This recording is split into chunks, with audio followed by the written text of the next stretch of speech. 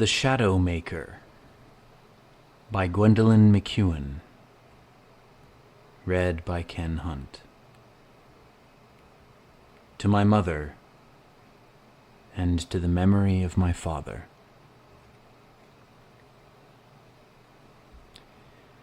Holy terrors.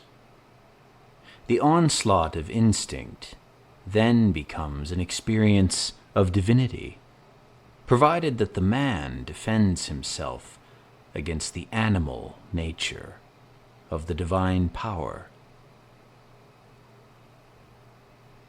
It is a fearful thing to fall into the hands of the living God. Carl Jung, Symbols of Transformation.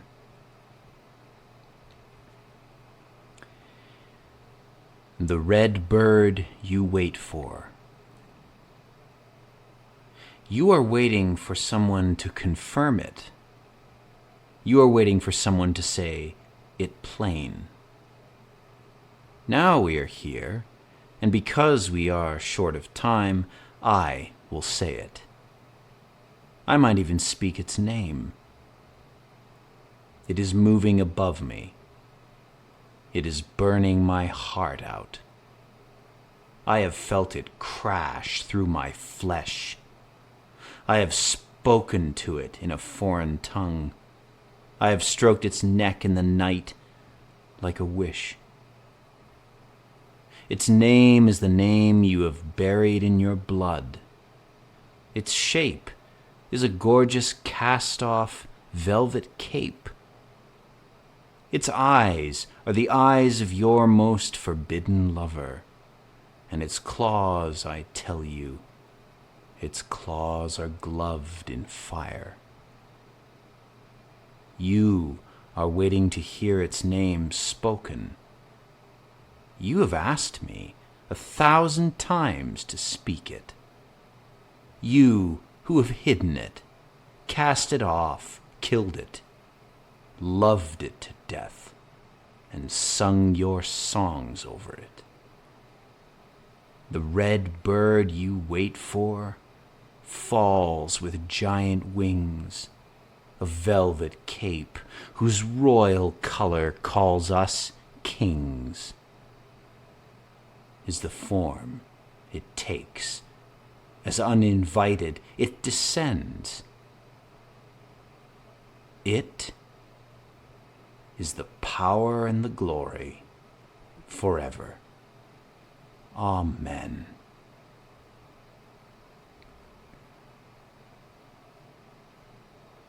White is every color. Tonight your eye is utter snow, and we have moved through worlds of ice to reach this frozen gaze and go beyond the spectrum of our days.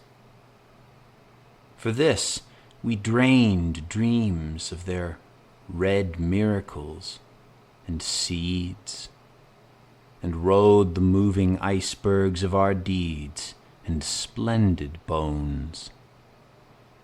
Listen, the marrow whispers now. The white blood answers now. The white mind sees. We stole the colors of the world, the blue of royal, unreal seas, the blood that writes the name of night between the sun and sun, the green of days between the night and night, and took this stolen spectrum far away to crush it into utter white. We have misplaced our darkness. On such a night as this, we know we are the victims of something beautiful and multicolored as the snow.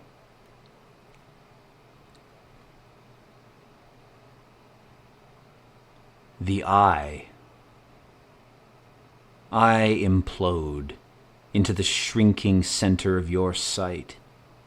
At some signal I cannot detect, my atoms invade me, rush inward to a rendezvous beyond my knowing, and are sucked to nothing. You are pulling me in like a dying star, to know me outside of time and space. So rapid I go, and disappear into your face, into the small beloved island of your eye. I am a creature of such energies you could not count, and such fears you could not count. And here in my own dwelling place I give way to the terror just beyond the door. It is no more than a signal, soft as a muffled drum, and Lord, I come, I come. At some command beyond my telling, I explode to life and shout, nothing dies, not star, not moon.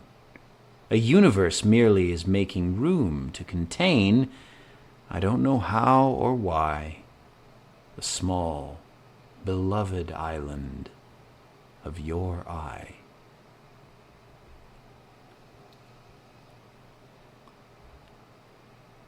You held out the light. You held out the light to light my cigarette. But when I learned and leaned down to the flame, it singed my eyebrows and my hair. Now it is always the same. No matter where we meet, you burn me. I must always stop and rub my eyes and beat the living fire from my hair.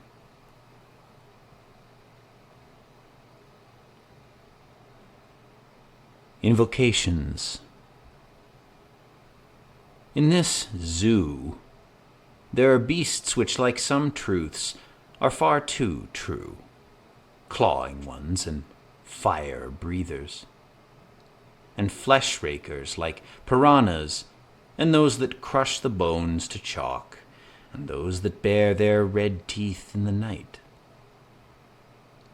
And some shoot fire to melt the snow, and some chew lazily on continental shelves, and some wrap themselves around the world in an embrace which does not kill, but invents new life around the wound.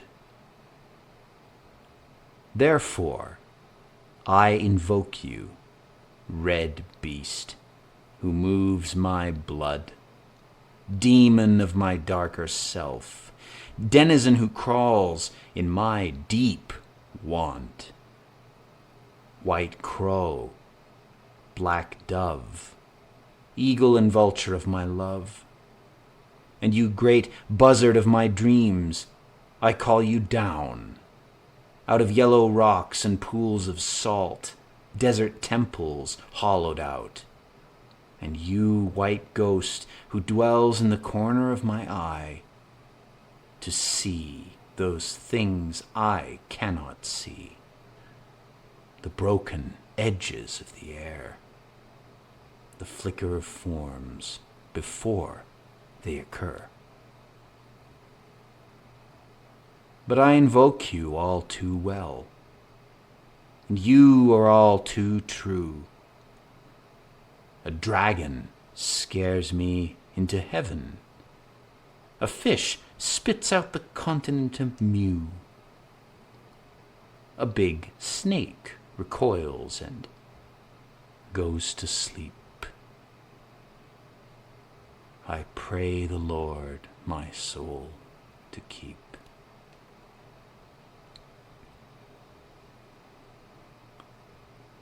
Dark stars. Like seas, we contain life, and somehow ever are contained by stony shores of pain around us sharply drawn, and also the awful circle of the sun, though all the hands of the world bear us up from perfect dark to light, we long for night, and furious earth, and death, the one condition of our birth. I shed the clear blood of my eye, the red blood of my time, and I shed white blood like a prayer. Am I a system of colored waters out of wounds in rock and flesh? Am I fluid now, and no more fire? Look, I have told myself I am the sea, sustained by the silver limits within me, far beaches, far shores struck with light, and what I take from pain is mine, and what you take is yours. We are the wild heart of stars, and life is the dark song descending unbidden and unending, and we are warned of dangers like the falling of the sky, and know we will die 1,000 times, though love-rough hands bear us from perfect dark to light. There is no end, really, to the night. And beyond the freest reaches of our sight are sterner seas, with birds and waves, dark stars, which we cannot contain, which are not ours. And then the shores of pain were all too sharply drawn, and also the awful circle of the sun.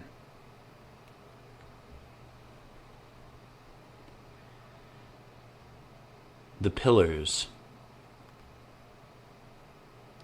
Since you are properly a clod, you will not rise into the air. You will rise into the air if you break and become dust. If you break not, he who molded you will break you. From the Divan of Rumi, Persian poet and dervish. Translation R.A. Nicholson. When all the world's supports gave way, I constructed pillars very tall indeed, as time, or taller, making me the roof of all things, to keep the sky out and the awful rains, not to be left with nothing beneath, even a needle's head, where with uncountable angels one can dance. But I feared the green earth and its largeness, the sea tides I never saw except in sleep, distances and purple castles in the night, sunflowers, conquests, kingdoms, stars, and once fearful, I no more wanted sunflowers, conquests, kingdoms, stars, but that priceless loss of things, the unbearable dark and sweet lack of wanting, the death in the mouth, the utterly empty eye, the easy wealth of nothing, for it needs no tending and no holding. I said, the house of my blood has fallen. I said, someone with a gleaming axe is hacking to shreds my old horizons.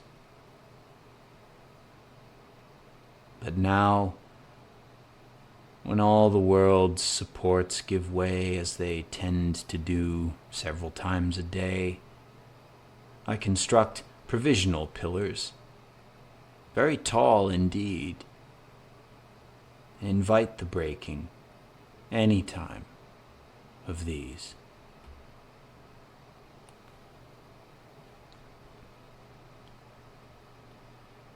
The Taming of the Dragon. Once the monster's jaws unfolded, fire But now how harmless are his claws, and all his teeth are capped with gold. I can't believe they were the cause of all that blood. As the last ghastly strand of flame unravels from his mouth, I brood the loss of the beast, and how I used to stand stricken white in his dreadful breath. But now the beast is taming, and beneath his noble claw I lie, crying to death the end of his killing. And between his teeth are bits of flowers, for he's sworn off flesh.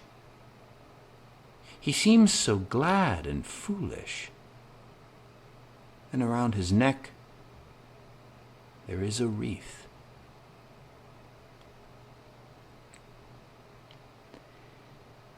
Two voices. All that you suffer in my name will only cast you furious through space. You cannot displace me or explain the holy terror which is my face. I tell you, you must grow tall as seas, lest you drown in me. Fear me and I fade, I go. In what long nights did you deride me and send me into dawn with a shaky laugh? Use me like this, and I'll break you in half. Love, move me, cast me furious through space. Love, bend me to your time. Test and revise me, I fear your face. What is here, what is with me now, is mine.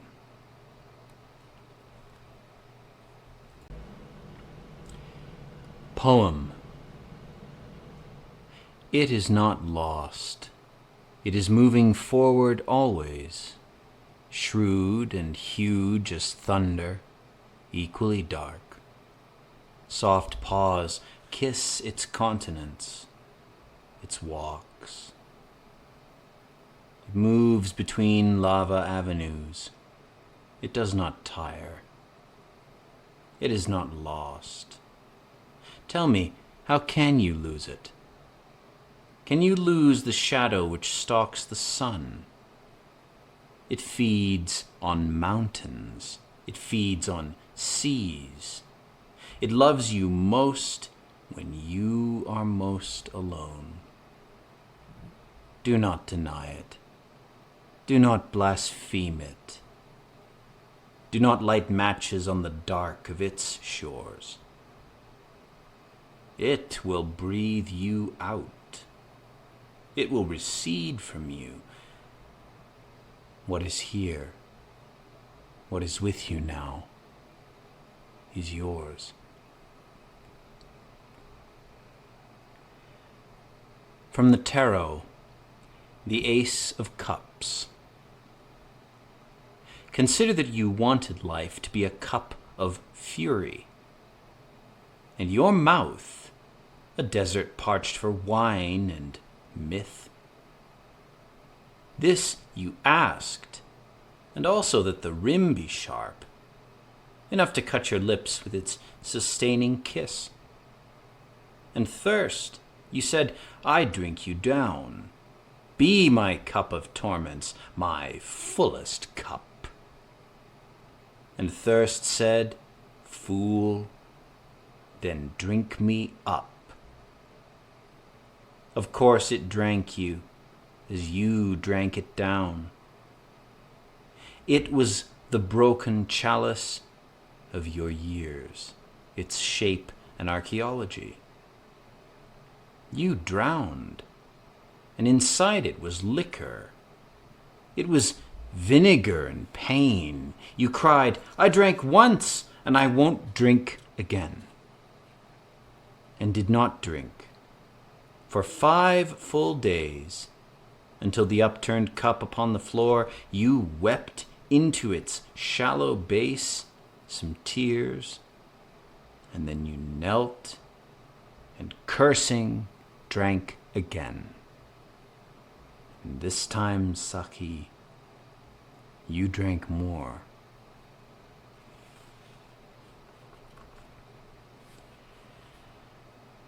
The name of the place. This is the world as we have made it, as you and I together made it. Do not speak to me of evil. We know all the secret names of evil. Do not speak to me of sorrow. We invented all the shades of sorrow. In my heart unspeakable deeds are sleeping, and why I have not yet performed them is due only to the shifts of season. This is the world as you and I have made it, and we must enter it, endure. There are unbearable things to bear. There is a place I dare not speak of. We have all been there, but none of us have been there alone.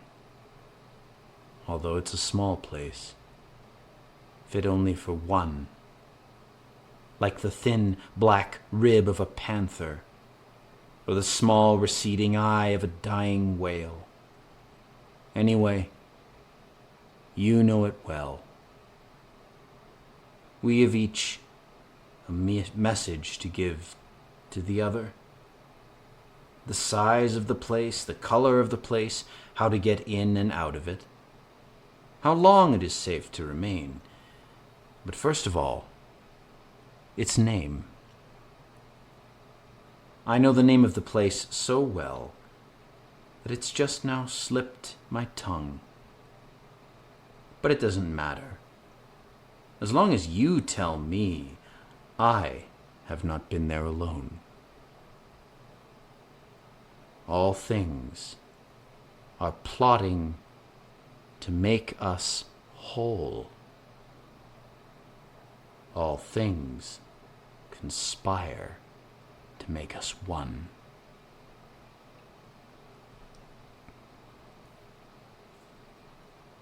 The unspeakable.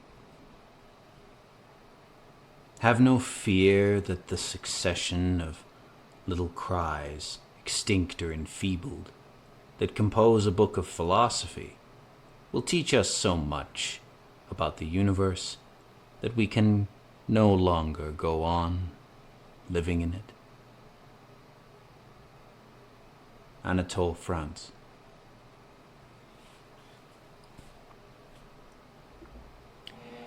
The compass. Now, miss, the first thing you gotta understand is that the earth moves around the sun. I tell you this to help you get ahead in life. And the next thing you gotta watch your grammar, miss. Your grammar. 'Cause that's important to get ahead in life. And don't be afraid to face a big conglomeration of people. Me, I'm not afraid, even though I just got out of the hospitality. Because I know where I stand, miss. And everything's gotta go and come back home like the tides.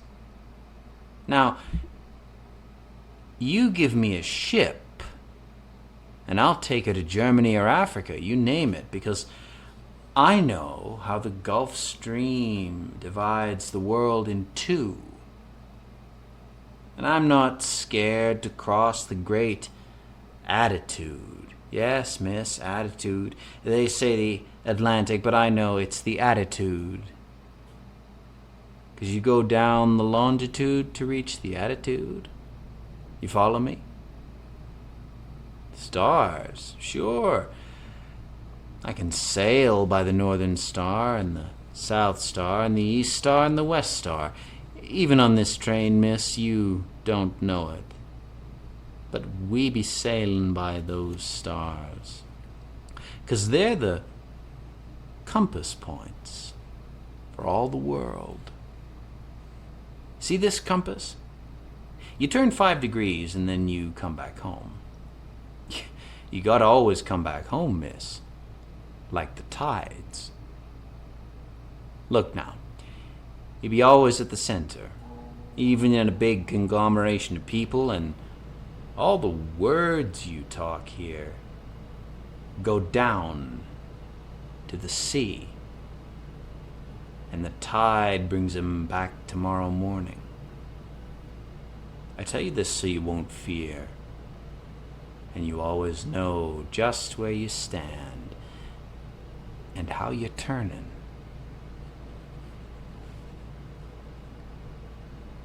He turned the old German compass over and over in his sure black hands. I had this 15 years, he said, but I give it to you now so you can get ahead in life and learn the longitude and attitudes and figure out just where you stand. All I could think of to give him in return was my book of poems, a pointless gift. But taking it, he smiled and said, I've been doing some writing too, to get ahead in life, and pulled out from a suitcase old as the crazy seas he sailed something he handled with great respect, a battered notebook where he'd written in big sacred lines the first few letters of the alphabet. Fredericton, Halifax, 1968.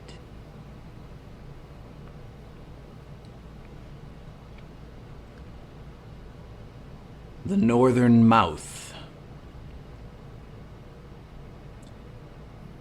This, my northern mouth, speaks at times east, speaks south, if only to test the latitudes of speech, the longitudes of truth. I sometimes journey outward and around, yet in the east they ask me of the dark, mysterious west. This, my northern mouth, speaks at times east, speaks south. I do not know which speech is best.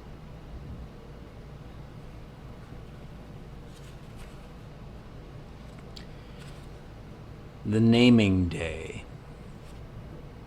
The time has come, and I have not yet named myself. There are so many names to choose from. There are so many names to choose from. And some people I know chose dozens and dislike them now and cannot cast them off and wish they had slept on naming day. If I check a mirror, my ego will merely eat the glass. If I ask the wind, speak my name, you swift Narcissus, it will only laugh. I know that once I speak, the word will sound forever through the earth. I heard all the names the world suggested, loud ones and soft. I considered them. I considered them carefully before I cast them off, retaining only those whose echoes reached the earth, reached back to my birth. Now desperate, I consult the melting children in the playgrounds of the world. May I take one giant step? Yes, you may. And get all tangled in their plastic ropes. Look, this is my naming day.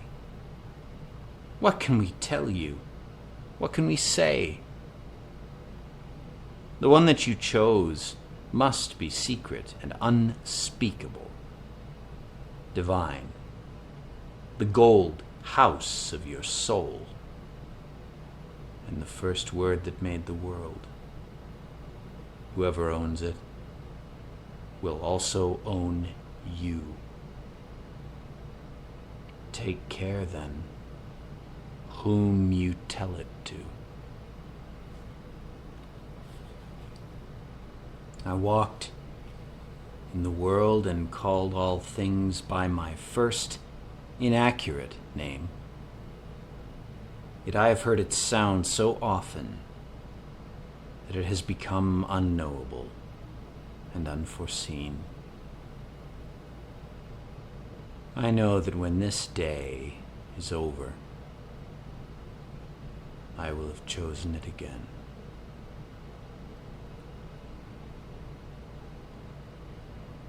The Celtic Cross. As the secret lens held in your eye grants you a certain sight by covering the eye, so I must keep and hold the forms of loss, all I possess, close to my flesh to cover me. And I'm obsessed by symbols, like a circle or a Celtic cross.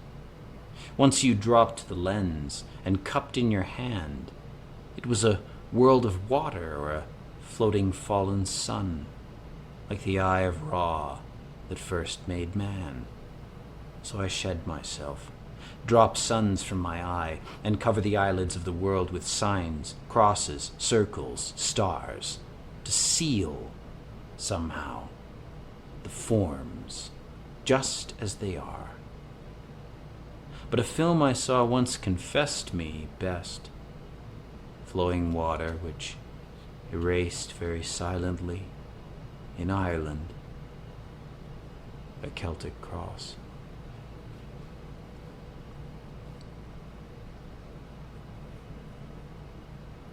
Reveresco, in memory of Padraig O'Brien.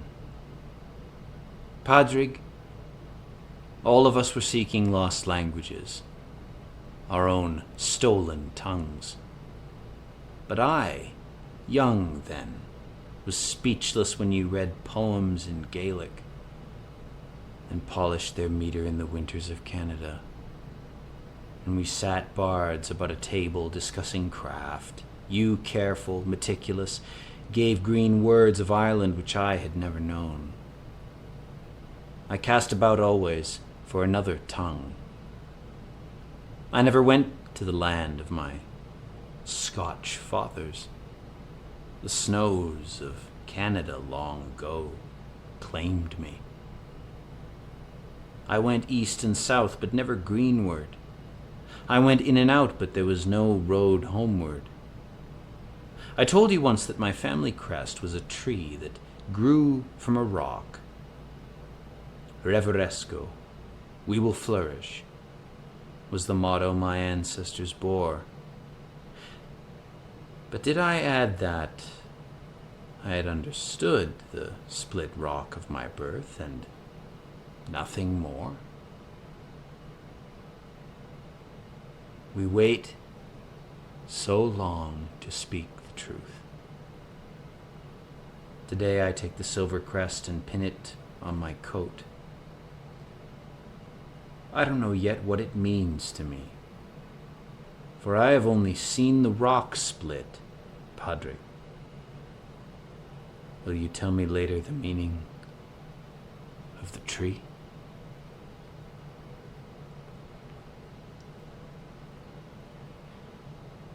The first poem after rain. After the storm, the strange light is the reason for the storm. No one remembers thunder, but embers of numb light remain in the progress of memory. Outside me, ruthless songs play on, play chaos, which is singular and unrepeatable. Oh, my teacher, teach these unspeakable wrongs, devices of life and time and storms. After the storm, the strange light is the reason for the storm. And so it is that life does not fail me, yet I fail life in the looking and seeking of things which cannot come again. I sing my years out of a thin, enduring flute, and play it while the rain resounds, and play it for the coming of that afterlight. Nor is it now an answer which I seek, but the merest character of dream, the least name of the nearest secret in my time, before, during, but mostly after rain.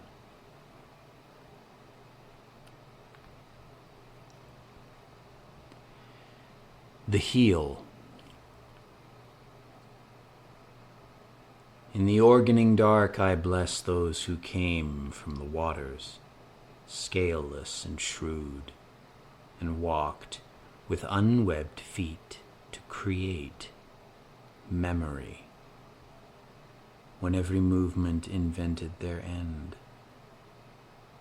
who stood beside the holy waters with upright spines to destroy themselves, to inherit themselves, to stand while the fish fell back and the waves erased their birth. They were terrible with sense and torn at the tongue, and in the foreign hours when fog enveloped them, they thrashed like swimmers down the rivers of their sleep.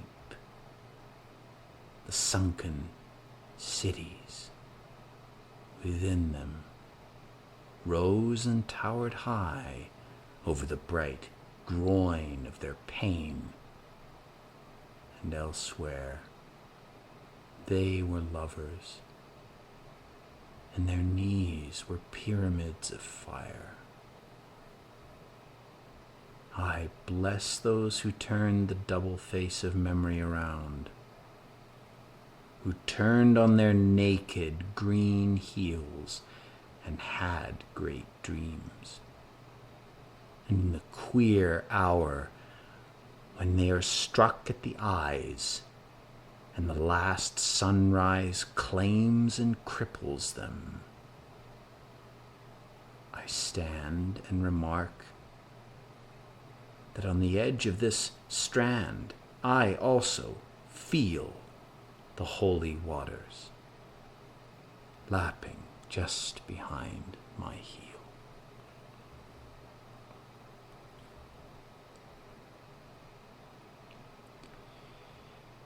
The discovery. Do not imagine that the exploration ends, that she has yielded all her mystery, or that the map you hold cancels further discovery. I tell you, her uncovering takes years, takes centuries, and when you find her naked, look again. Admit there is something else you cannot name, a veil, a coating just above the flesh, which you cannot remove by your mere wish.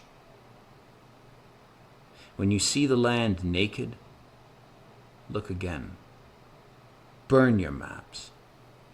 That is not what I meant. I mean, the moment when it seems most plain is the moment when you must begin again.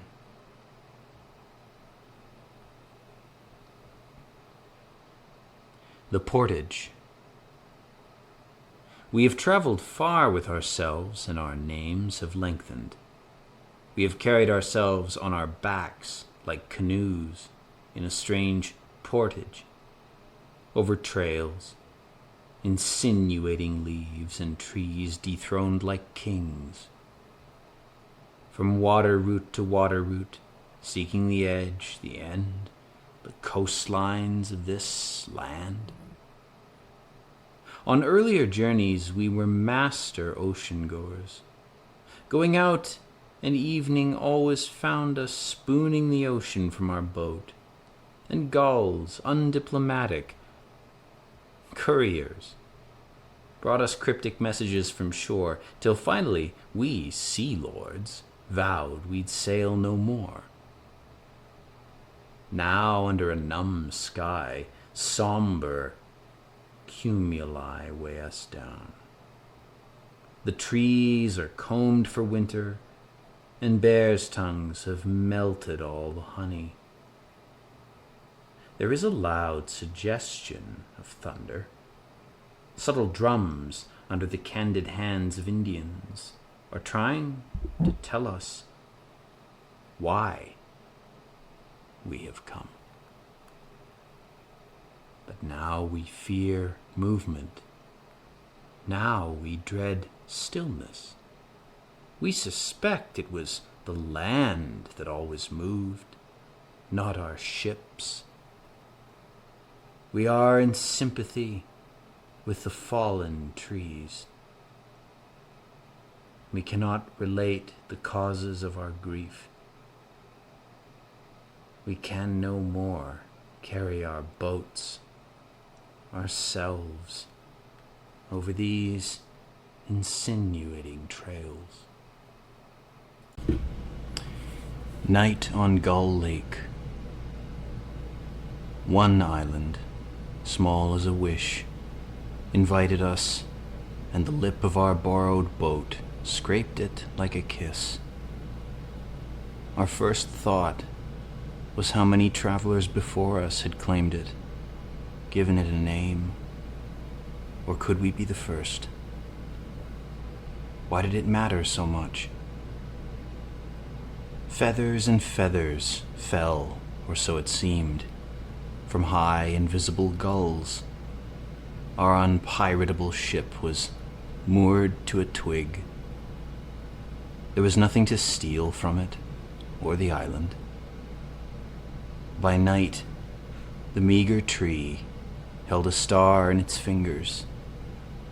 We searched for absences and found at last the sinuous absence of a snake in the grass. It was so simple, yet it was not. What did we want? We waited so long for morning, through the night of rain, which pinned us shivering against a single rock, and danced for joy before the dawn, when we made a miracle of fire from some damp protesting branches that cracked as we stole them from the tree. It was decided victory. When we took off over the shallow waves next day, our pockets were full of pebbles that we knew we'd thrown away.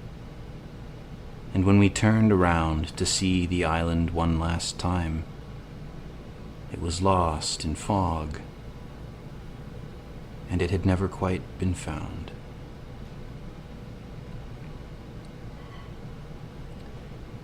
I should have predicted the death of this city. I could have predicted it, if only there had been no such pretty flowers, no such squares filled with horses and their golden riders.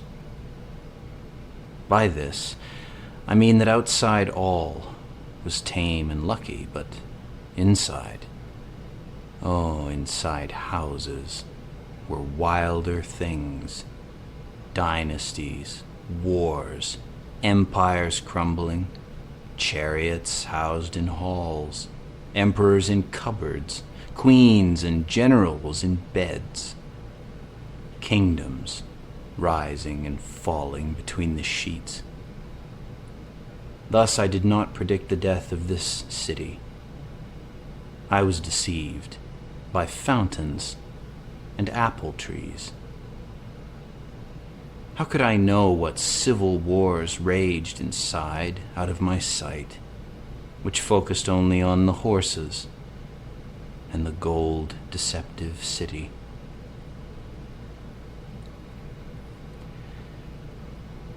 Letter to a future generation.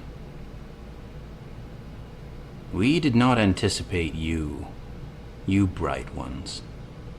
Though some of us saw you kneeling behind our bombs, we did not fervently grow towards you, for most of us grew backwards, sowing our seed in the black fields of history. Avoid monuments. Engrave our names beneath your own, for you have consumed our ashes by now.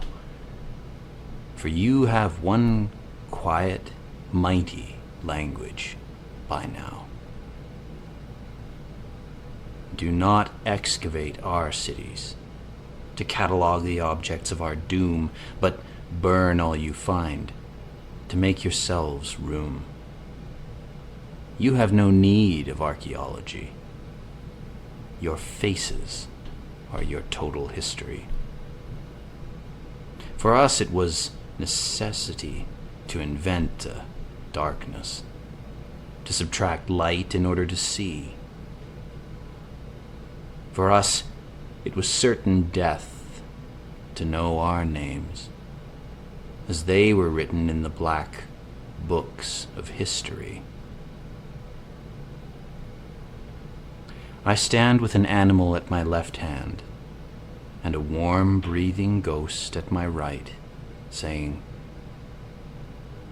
remember that this letter was made for you to burn, that its meaning lies only in your burning it, that its lines await your cleansing fire. Understand it only insofar as that warm ghost at my right hand breathed down my blood and for a moment wrote the lines while guns sounded out from a mythical city and destroyed the times.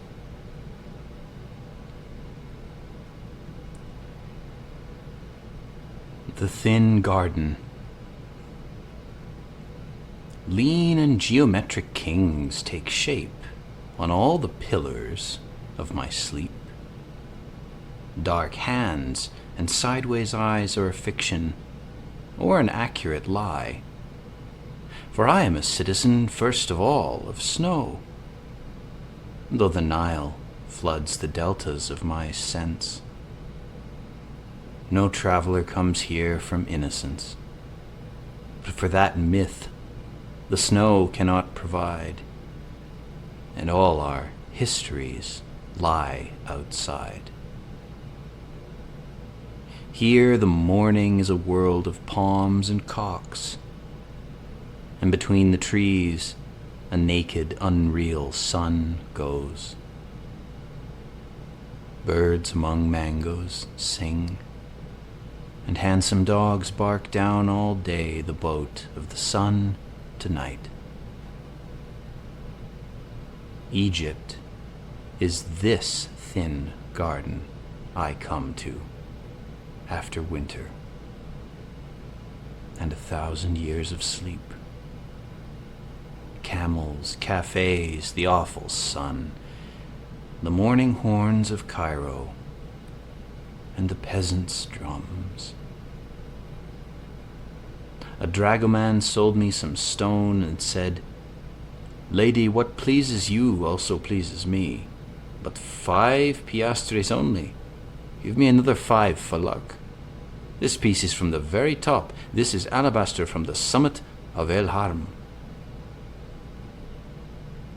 Egypt is this thin garden I come to after winter and 1,000 years of sleep. And if it pleases you, it pleases me to wear a part of the pyramid as a charm. Cairo, 1966. The fortress of Saladin.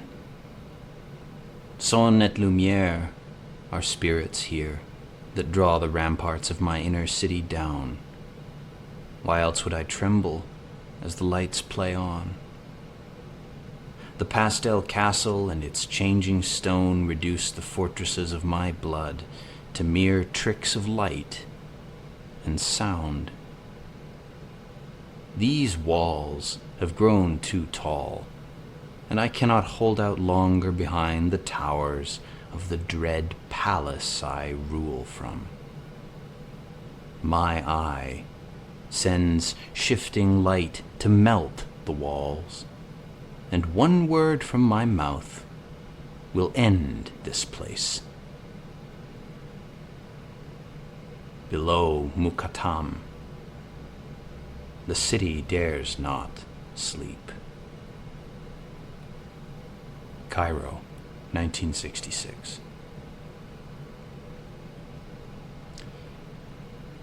Inside the Great Pyramid. All day the narrow shaft received us. Everyone came out sweating and gasping for air, and one old man collapsed upon a stair. I thought, the fact that it has stood so long is no guarantee it will stand today.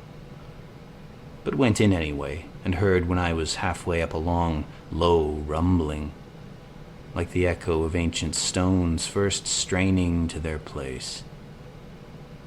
I thought, we have made this. We have made this. I scrambled out into the scandalous sun and saw the desert was an hourglass we had forgotten to invert. A tasseled camel falling to his knees. The river filling the great water clock of Earth. Cairo, 1966.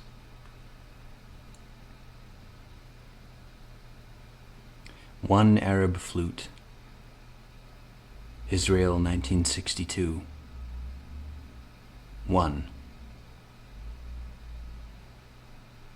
I was innocent as a postcard among the dark robes and bazaars. My exiled smile shone under the stern, judicial sun. I drank Turkish coffee in the divided city, with a singular lack of irony, over the sunken tomb of Herod's family, with love notes scribbled on the wall. Oh, really? This was also a British bomb shelter. Well, well.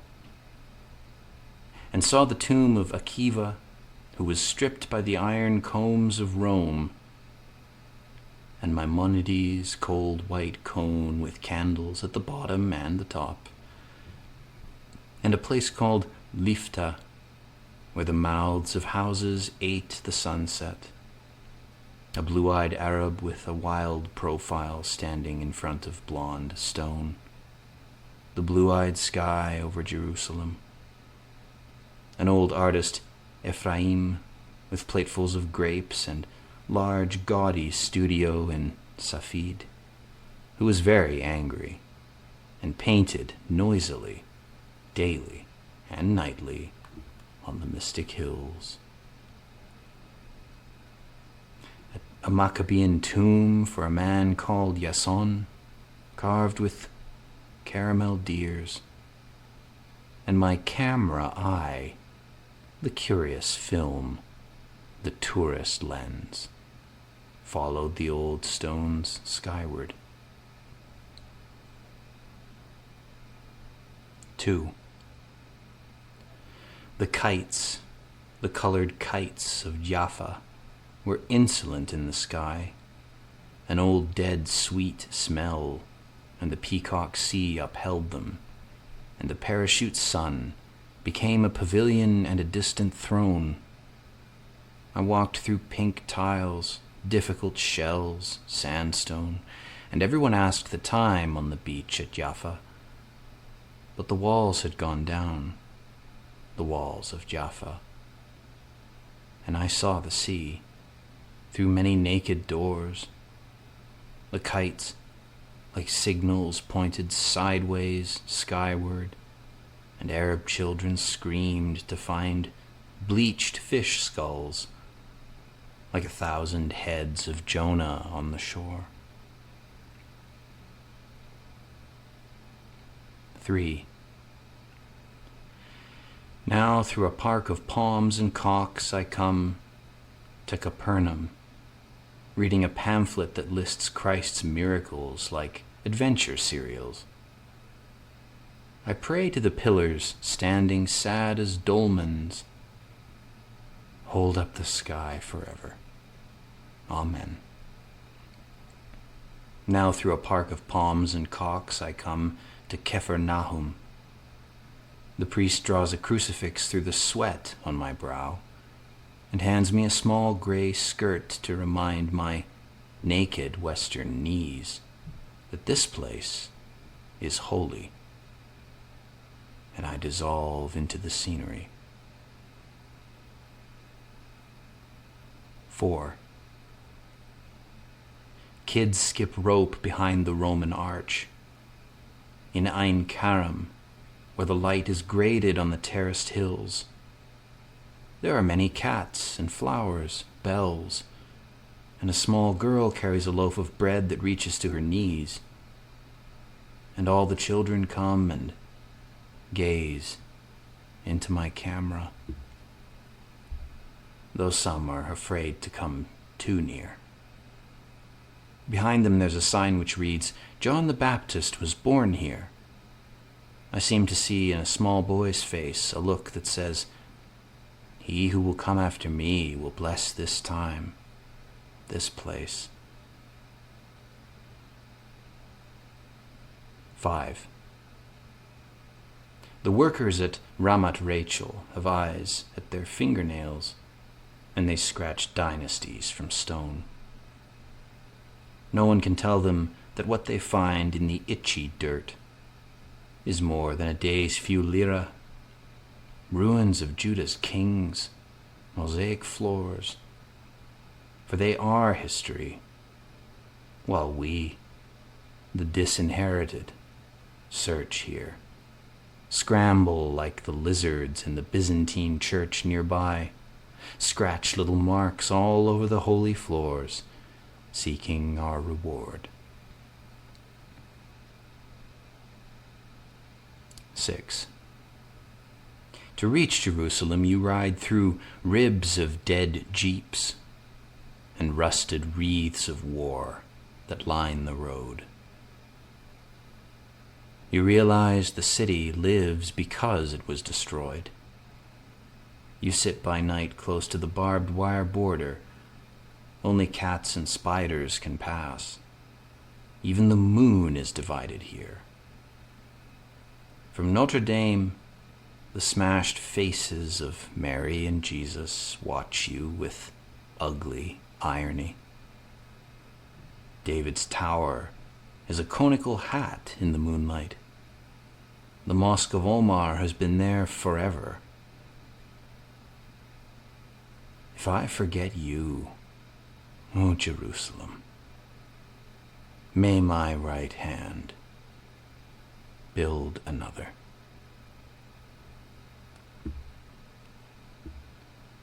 7. No man's land is Gehenna, and leading from it, the chalk-white salt of bleached houses, white-faced, wide-eyed towns. Children play near Gehenna, and they are only playing, but I keep hearing Tophet drums beaten to dull their screaming, as when on the yellow grass under the awful shadow of Gehenna they lay outstretched upon the hands of Moloch beneath his mouth of fire, and waited for the sacred knife to spill their sweet blood over.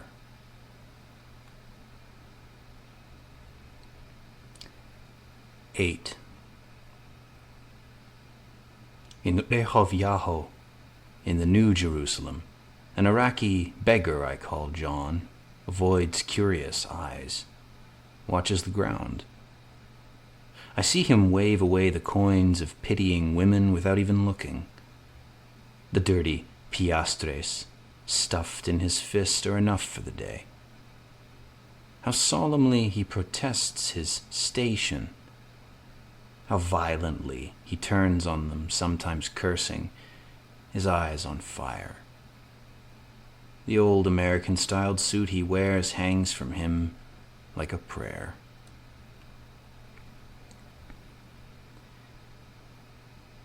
"9. What we must do, the man told me, is keep them together. That way, they are not dangerous. But I have seen trees that grow sideways in Hestralon, fighting gravity. Their bark is strong and corded with patience, and their leaves rush upwards in incongruous dance. And I have seen bright coins worn on foreheads as though they told the value of the skull. Fill in quickly the Arab arch, jam it with stones, or make the roundness square. Step lightly through the Eastern music. And this, one young Bedouin boy, leading sheep at sundown past Beersheba, and the flute he played was anarchy between his fingers. I saw the poor grass move its tender blades. I heard the wind awakening the desert from its sleep.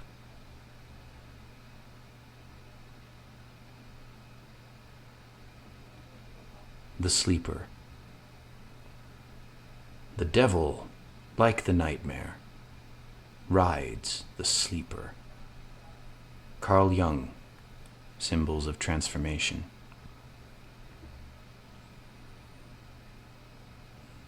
Dark pines underwater.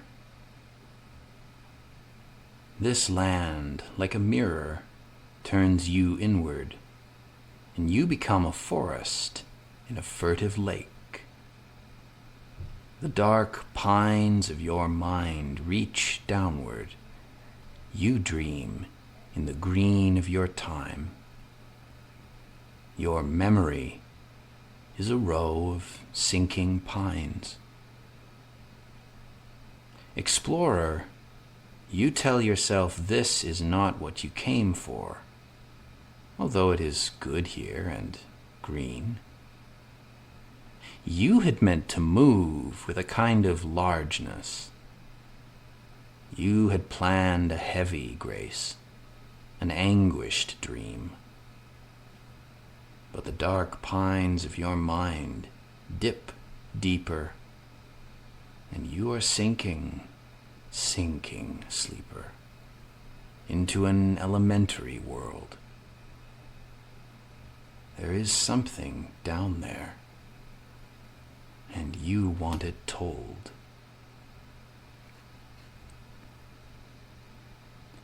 Dreamer, dream on. Dreamer, dream on, till the gross morning, born cold or born burning, breaks you, as beauty breaks me, as vines, wind, and voices bend me, as flowers of night, black flowers, bind me here, in the turning wilderness of time. Dreamer, dream on. Dream grass and wilderness, tunnels and fields. Dream awful fullness of flowers at night. Black flowers bind you. Vines, wind, and voices bend you here in the turning wilderness of time. Dreamer, dream on.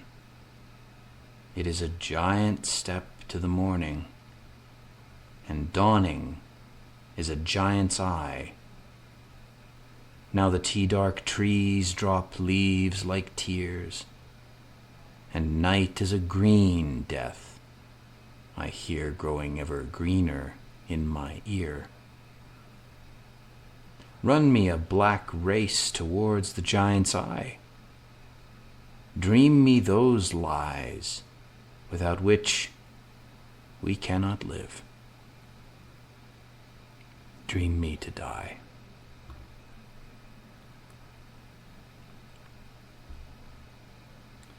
The swimmer.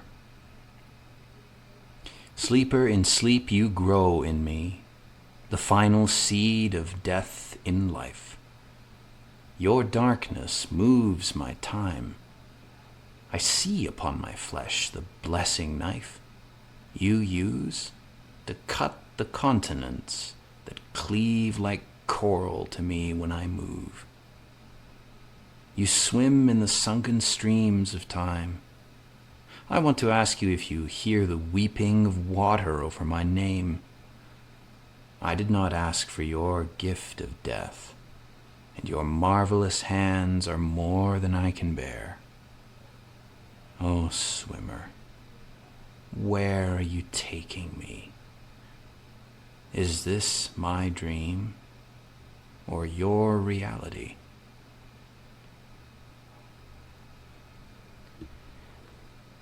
Song for a Stranger. Once every season for several years, you've entered the house of my sleep, and your coming alters the portents of the times. You know you have a right to be there, and are admitted where others pause in fright, for you do not acknowledge any doors. It's not only my dream, but yours as well. I know when you speak, I know when you call. There are fields and halls, pavilions, hills, places with great pillars, pools. We meet unplanned, each of us sure the other will be there. It was written, you see, long before. We smile, we swim in turquoise pools, and then lie down together to plot the birth of a more accurate world. When I wake, the first song of the city reveals your presences everywhere. I am resolved in human time, and all these seasons plot to draw you back into my dream. Stranger, do not let my sleep grow tame.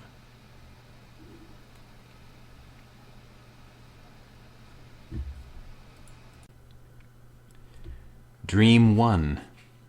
The man-fish. His hands were webbed and his hair was green. I would give up everything and follow him down to the dark, improbable sea. He said, "You will learn to swim. You will come with me." At the sea gates, some ferrymen ferried us through a tunnel, asking, "What will you do down there with him?" "I do not know," I said, "but it is certain I must go." Above his kingdom, they said, "Your hair, it must be made so all the strands appear to float like his. And he is called the Ray," they added, as my hair fanned out and floated away.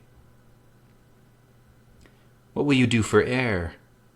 The Ray breathes through slits in his jaws." "I will leave," I said, "and I may drown. I do not know." "Have sense, you have no gills," they said. "Don't go." I left a note to my lover on land to say I would return, but first I follow my lord the Ray. The ferryman frowned as deep I dived. "But they are one and the same," they cried. Dream 2. The beasts. Standing in a forest, I slowly made out, one by one, they were lost in the leaves, rabbits and foxes, and beavers and bears who were sitting quietly, waiting for me.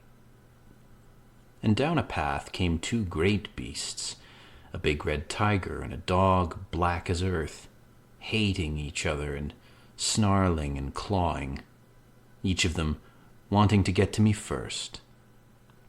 The red one leapt forward and gazed at me long, then leaned on my right side, heavy and warm. The dog followed after and leaned on my left, and I felt as mighty as a coat of arms. Then a policeman came running and cried, "This is illegal." "What's illegal?" I said.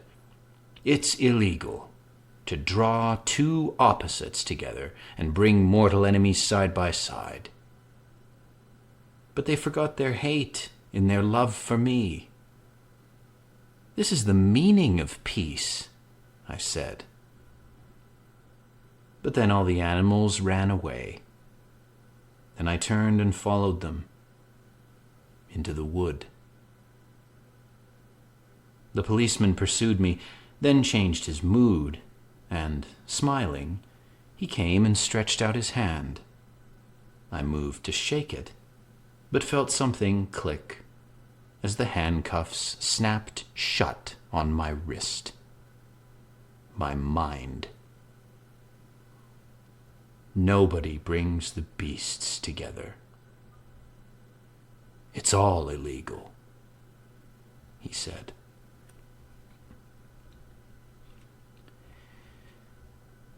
Dream 3.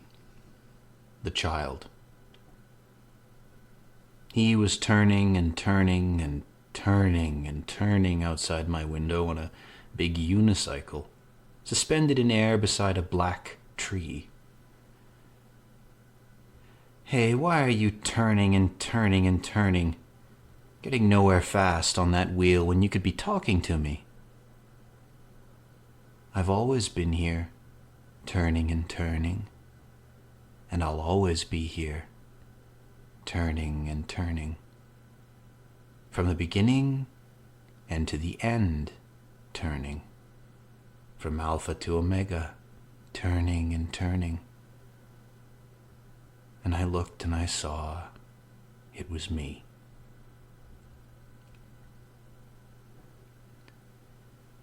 I will go down no more.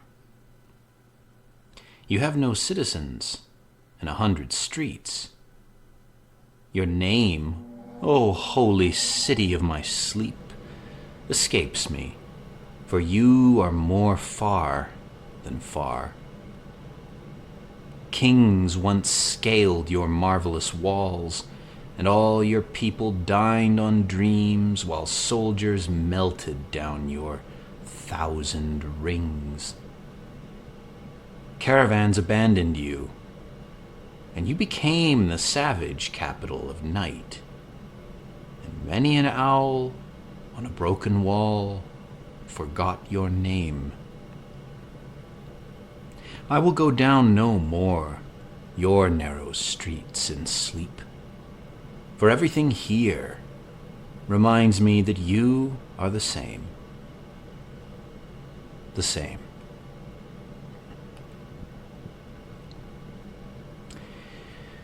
We are sitting on a high green hill, and how we got here I cannot tell. I have a basket and a little flute, which I play to coax the flowers out. We call each other by quiet, secret names, and our clothes are poor, but our hair is tame. We are neither bad nor good, and below us is a dark green wood. We dream of the big world we cannot enter, and we sit till we silently turn into winter. The fruit is all gone, and our shoes are thin. By night we lie down to let the darkness in.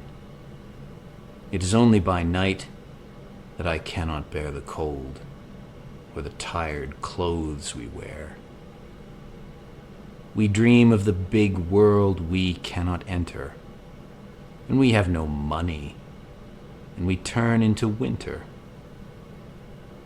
When the next spring comes, we will melt until we run like rivers down the high green hill.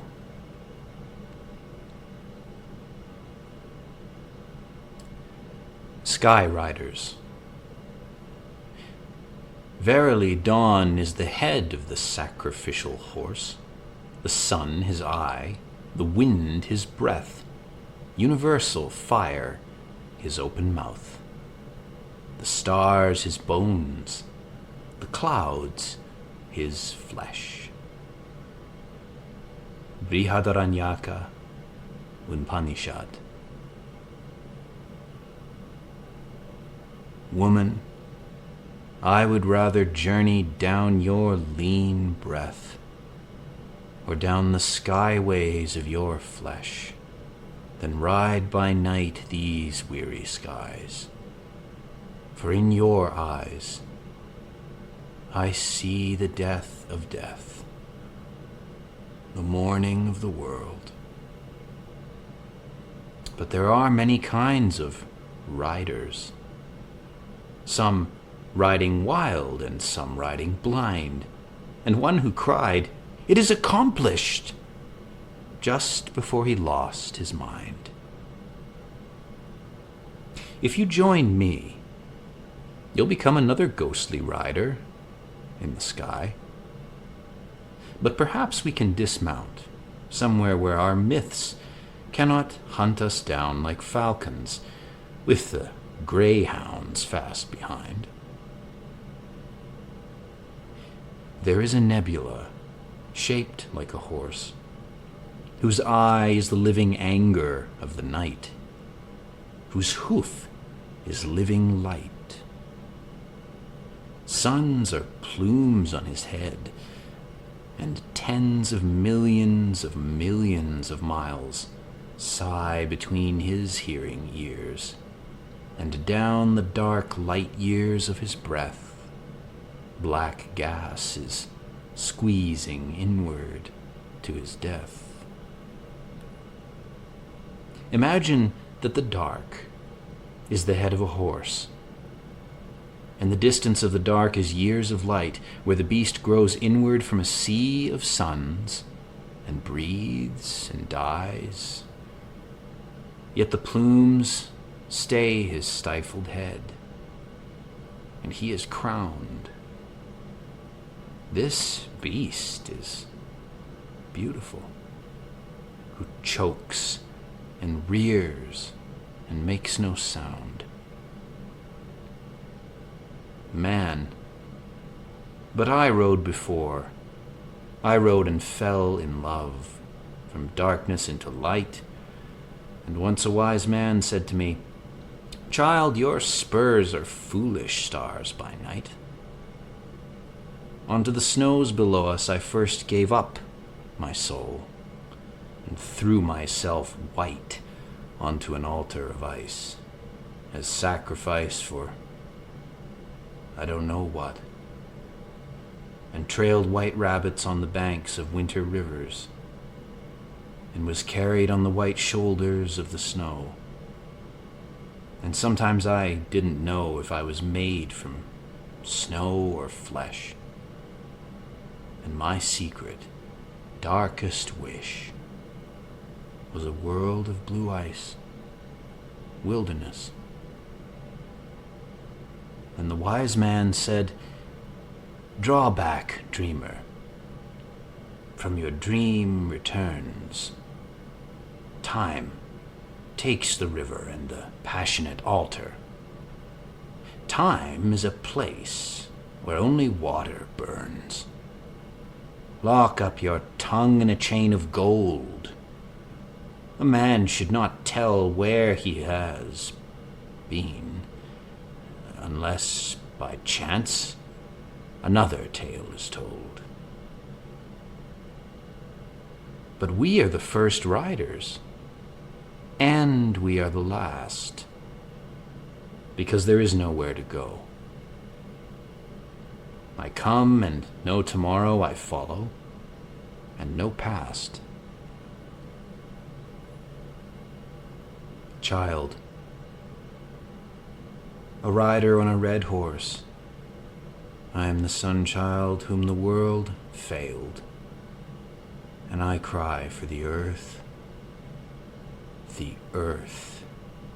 which has failed and dropped away.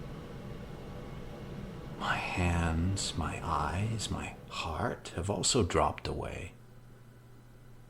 The red horse who sired me is trapped between my thighs, colored like soil. Like my secret flesh, he runs, with stars colliding, and my spurs cannot touch him, and my reins cannot hold him back. Are we on the right track? Old man, how can we be when the lovers lead us? At any moment they might change their minds. They turn the world, you see, and we can only go completely mad or blind. Theirs is a crazy energy like that of God, and their horses, have you noticed, go unshod. Me, I'm a blinded rider, going ever blinder in the eye as the unseen landscape passes by. Whole mountains and whole seas escape me, though a hawk's wing against my cheek is a catastrophe. And my certain inner eye spins out continents which are not there, skyways which are not there, comets, frozen stars.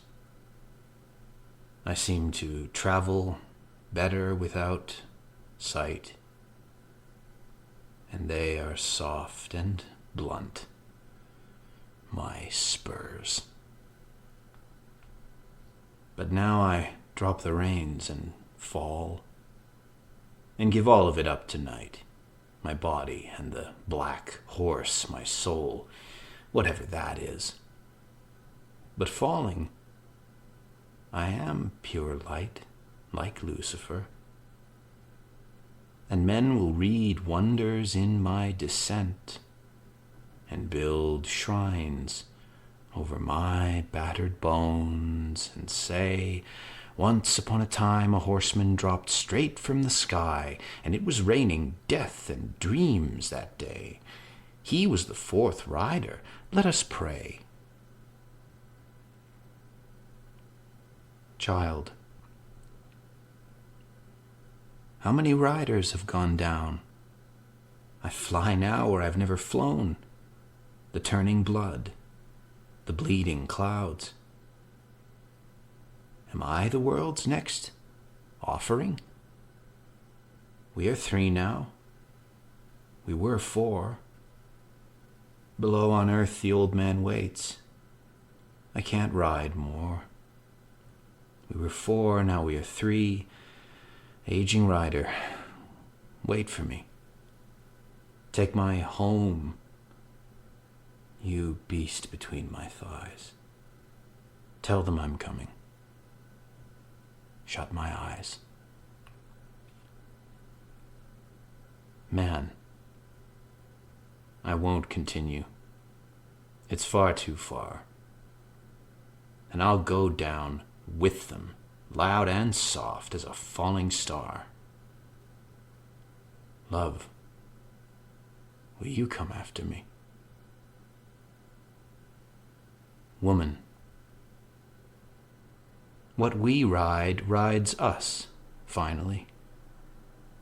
We were life's avengers, angels of the end, because our spurs were yearning wheels of time, because we dared to ride the sky. Could we do other than destroy? In your eyes I thought I saw the death of death. And you with me between stars, hurled, were wind, were perfect breath. Look, we were tricked and ridden but once. Oh, once. We were the riders of the world.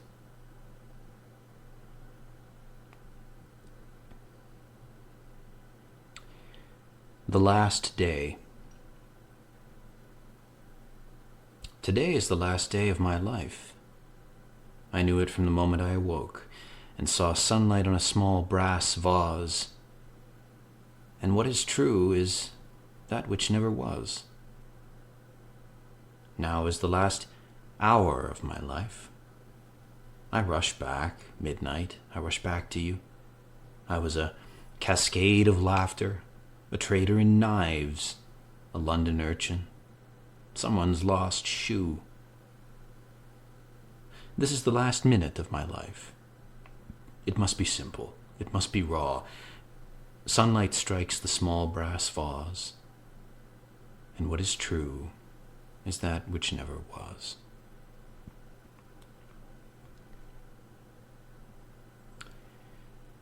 The Shadow Maker. Look, look, I cried. God's shadow. It's everywhere. It's all around them. Why? Why don't they see it? Because it has no edges, said the angel. James Dunn, Intrusions. First song from the fifth earth. By saying love you let loose all the angels and demons that were asleep within the bowels of mankind. Love is not, as you think, a simple, tranquil word. Within it lie armies being massacred, burning cities, and much blood. Rivers of blood, rivers of tears. The face of earth has changed. Nikos Kazantzakis, The Last Temptation of Christ.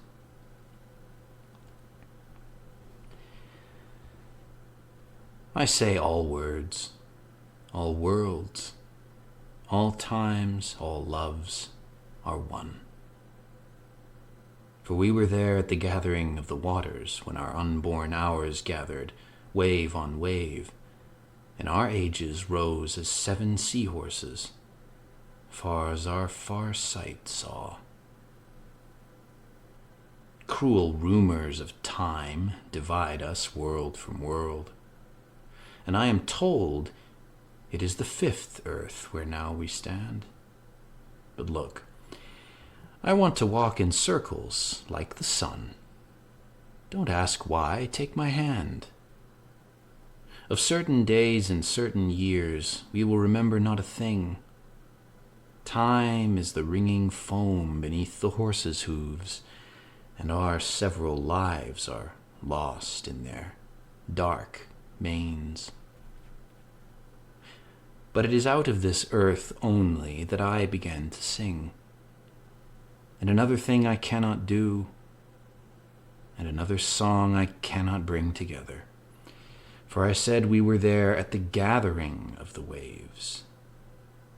All earths, all ages, and all loves are one. But you say, these maps are different. This landscape has been changed. Angel, look again. It is only that these seas are blood. This continent, the torso of a tougher god that we can name. Quickly, take my hand. Otherwise, it is all the same. Second song from the 5th earth. I forget the land we walked through. I forget your tall eyes and dark feet. Your words I forget, your far voice also. Your fingers captured by large rings, your hands tearing fruit from the hurting trees. I forget these. I cannot remember how much I have forgotten.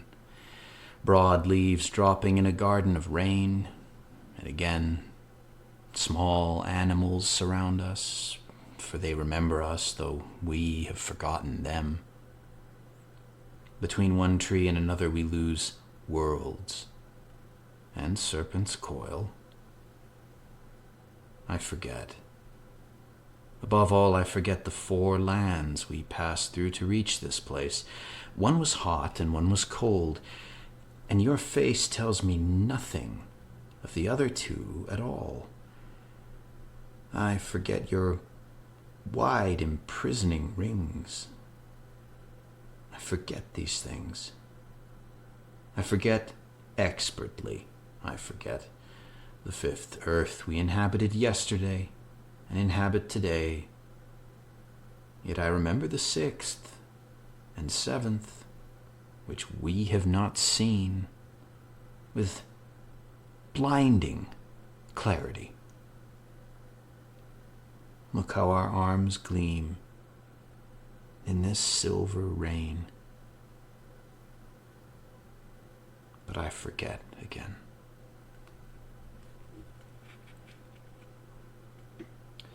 Seeds and stars. When touch is merest wish, we swim like fish. Our seed, the liquid night, the length of seas, our first deep element, and love is the end of sleep and sight. When wish is merest touch, I bend like her whose curve is heaven over earth, and love beneath me far and far makes of my flesh a miracle of stars.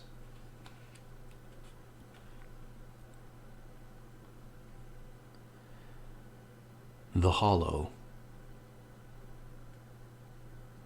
I never wrote from pain before, but then I saw the night ship, starship, of our longing years leave this world, and all its fuel was tears. I never wrote from here before, but then I laid my head in the hollow of your flesh and heard unborn cities speaking, generations speaking, signaling from home, calling down the hollow worlds and horns of bone. Perhaps the night ship, starship, will bring us back and never ride out more. I never wrote from here before.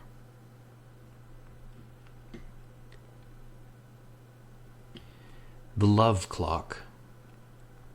Love becomes the looking clock, the listening clock of our days, becomes the deep fugue of the sun, and the length of our shadows, becomes the shadow of 2 trees against sand, and the listening of the trees, and the looking of the sand. And love becomes the whole listening earth, and the length of all shadows. And what we have gained from this listening and this ticking is a knowledge of time. That only. Love becomes the looking clock, the beautiful catastrophes of morning, the listening of 2 trees standing.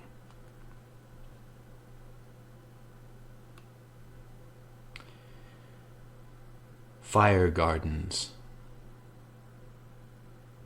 We sped through galaxies like burning gardens, and long-traveling light linked your eye with mine, there in the hollow part of time.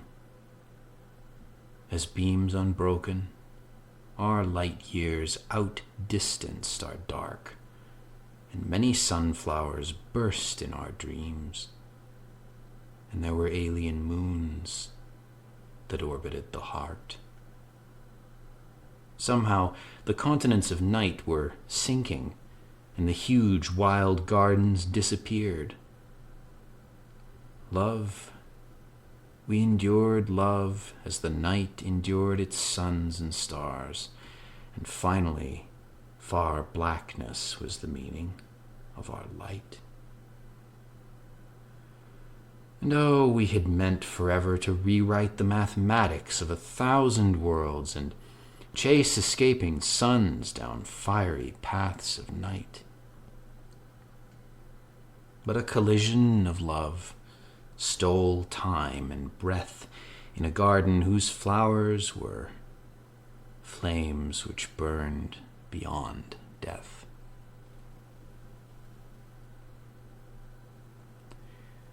The kingdom. The lame, the blind, the marred, the broken, saith the Master, will enter my unspeakable kingdom. And I have spoken, knowing not what is the kingdom. I have killed with the flagrant tools of death, and the very word of death sounds itself behind love.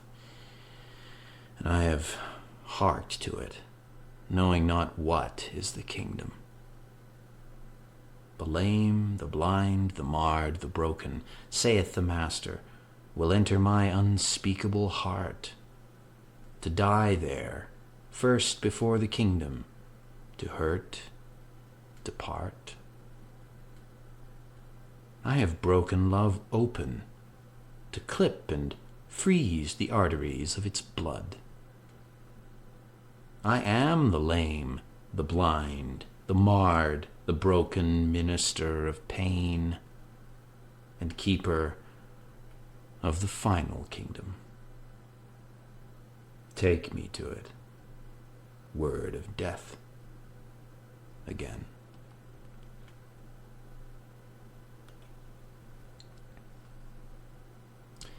How weeps the hangman.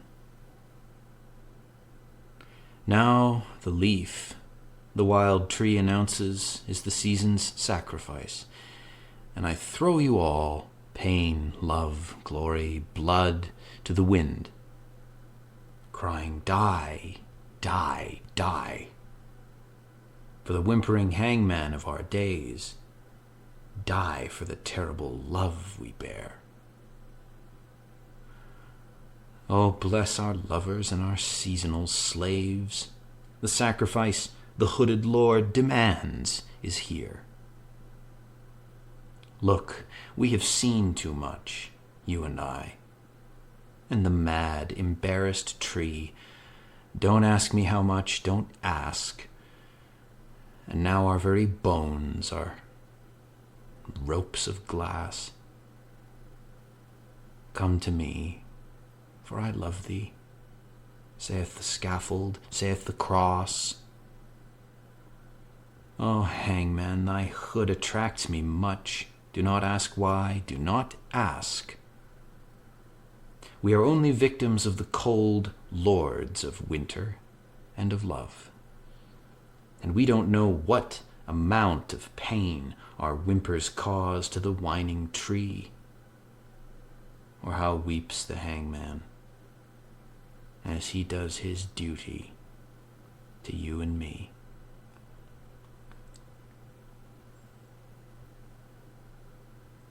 The sacrifice. I considered too long the leaves in their golden falling, these sacrifices, these necessary deaths, until at last I came to see how my people were dropping, one by one, their golden moments to the ground, and offering up the holy oil of all their loves to burn black and sour at what insufferable altars of the world, the dizzy smoke encircling their yearning hands, their loins, and the voices of my people, turning into feeble echoes as they let their truest prayers drop sadly to the ground, and called instead for some shapeless ghost to consecrate and take these gifts, these living offerings they didn't need to make. Now I can't watch a man rake leaves in autumn, for I think of that other unnecessary season when the gardener comes to gather all the living leaves, these best of our dreams, we let fall one by one, deliberately. Did we think that by killing our golden selves, God, that we were somehow gathering thee?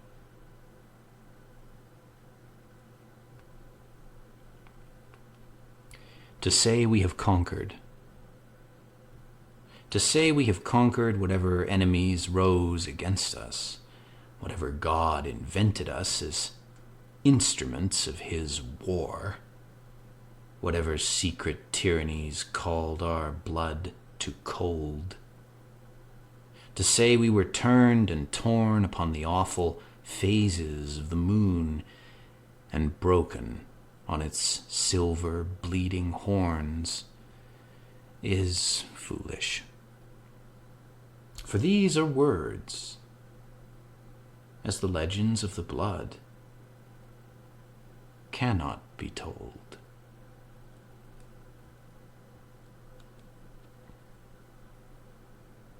The Shadow Maker. I have come to possess your darkness, only this. My legs surround you, black, wrestle it, as the flames of day wrestle night, and everywhere you paint the necessary shadows on my flesh and darken the fibers of my nerve. Without these shadows, I would be in air one wave of ruinous light, and night with many mouths would close around my infinite and sterile curve. Shadow Maker, create me everywhere. Dark spaces, your face is my chosen abyss. For I said I have come to possess your darkness. Only this.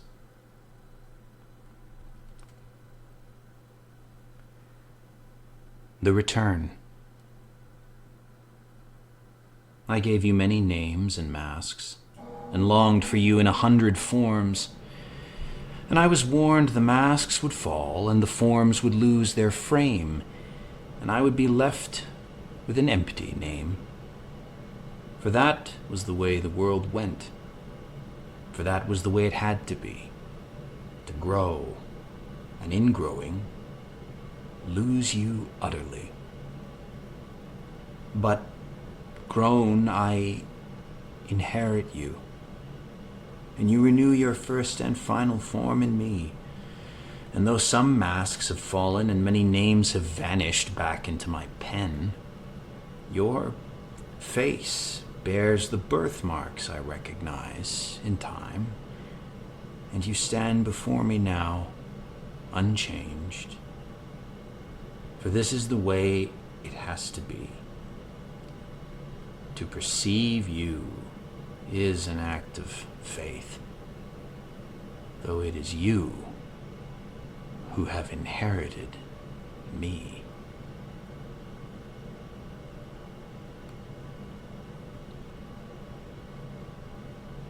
The Wings. Come hither, Adapa. Why hast thou broken the wings of the south wind? From a Babylonian legend. Nameless, this is the world I remember, called forth from floods and torn out of rock. Its roads paved with lava, a copy of that other world I left you in, with a mountain, a beach, a horse, a city. But why did you break all the wings of the south wind? Why did you break all the wings of the world to bring me home? Why have I taken the roads that lead inward? Why have I taken the roads that lead downward? Where were all the highways of the world when I fell among orange groves and thieves? I was not told of the crimes the seasons commit. Who warned me against baptism in my own blood?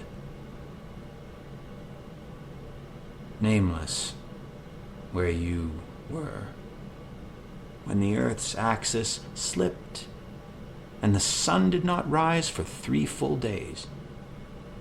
And why did you break all the wings of the world to bring me home? It is all together now. The beach, the city, the mountain, the horse, changed and restored and unchanged. Come hither and dismantle me, Adapa, that I may not move. Nameless, your name brings forth the floods.